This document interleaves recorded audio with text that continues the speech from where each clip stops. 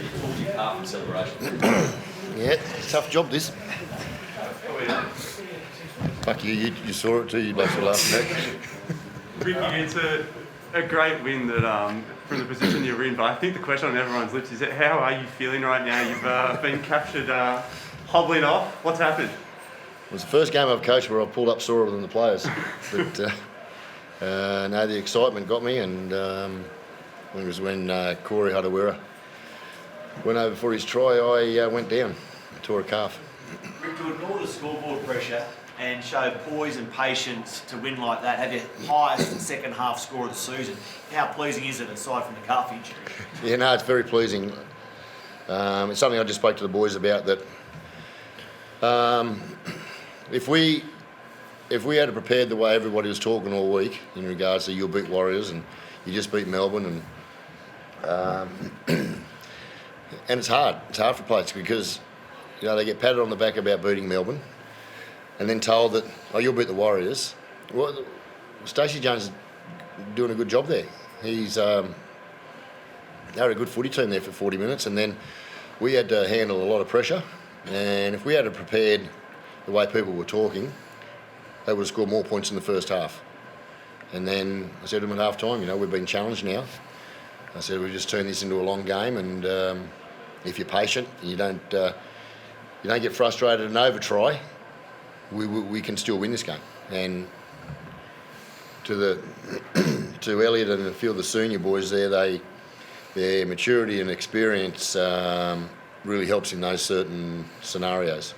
Elliot, did you feel calm during it? Did you always feel you could come back and win that game? Yeah, definitely. Look, I don't want to take it away from Warriors. I thought they were very good, especially that first 10-15 minutes, and they took a lot of energy out of us. But, we regrouped at half-time, and we spoke about, just getting them in the grind, and they'll feel like we did. And, we came over the top in the end, and, I think we had a lot of possession and built a lot of pressure. We got a few good repeat sets from Jack and Jamal. So, yeah, we're pleased to get away with a win and, building.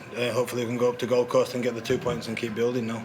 Essentially 2 40-20s, Rick. They were big plays, weren't they? Massive. They're game changers. And that's what you want your big players doing. Jack's couple of contributions there turned the game. And just what it does to the whole team. I mean, you only got to talk to the people in the crowd as supporters, what it does for them. It just turns momentum, and that's what you want your big players to do. And Jack did it today.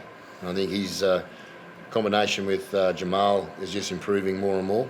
And it's their 5th game together. I think I spoke to Fox before the game about we're getting a bit of stability and continuity there now in the halves and having their 5 games together right throughout the season. That was our biggest problem right throughout the year. Not the boys that were playing there, but the way we had to keep changing our spine through disruption and injuries and COVID and whatnot. So that little bit of stability is helping us. Jamal, the last 2 matches have been his best so far from the club. He's just going to build from here. And that's why, Tim. You can't keep changing your halves and your fullback. You can't keep changing your nines. It's been really hard. There's not too many teams who have had their halfback out for 14 weeks and their 9 out there, their number 1 9 out for the season, and be where we are. It was, it's all, when you were all asking me what's going on halfway through the year, it sounded like an excuse, but it's showing you now that it's not an excuse. I wouldn't talk to you in regards to giving you an excuse. I never have. We're getting stability around our team now, and it's been I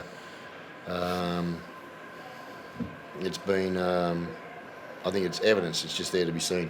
Tom Starling's second half when he came on really lifted the side. Yeah, he's speed around dummy half. He's teams target him because of that. They target him defensively because he's small, but he's tough. He's tough as teeth. And his speed out of dummy half. Jern gets us off to a really good start. He gives us a real calm, stable attack early in the piece, and then Tommy comes on, and I'll let Tommy just play.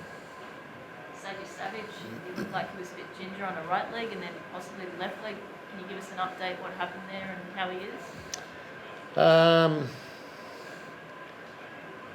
Look, it's just youth. He's just a young kid. Let me tell you, he's tough because he gets whacked and bashed every tackle. He's a tough kid, but he's young. He can be still playing.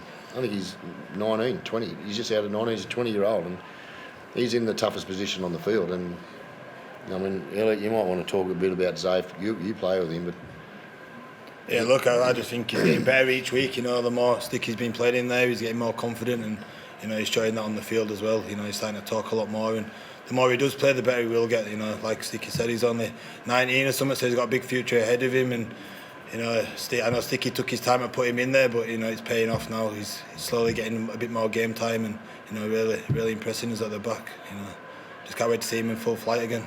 He ain't had the chance or opportunity yet, but he can go. So yeah. Ricky, that first 15 minutes, did you guys play particularly badly in your eyes, or did the Warriors just come out really hot? You basically hadn't touched the footy and they'd got 12 points on the ball.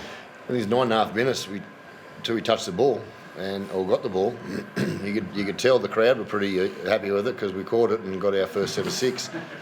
But you know, Nicky caught it and got rushed back over a try line, so they got another repeat set, and then Zave, the ball.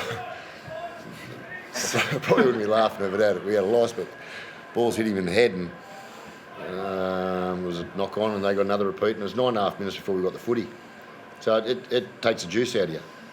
You know, where you're not trading sets, you're on the back foot just defending. So yeah, it was a very different type of start. Is there any way you can leave Albert Hoplate out of the side next week? No, he'll be in the side. Thanks, guys. Okay.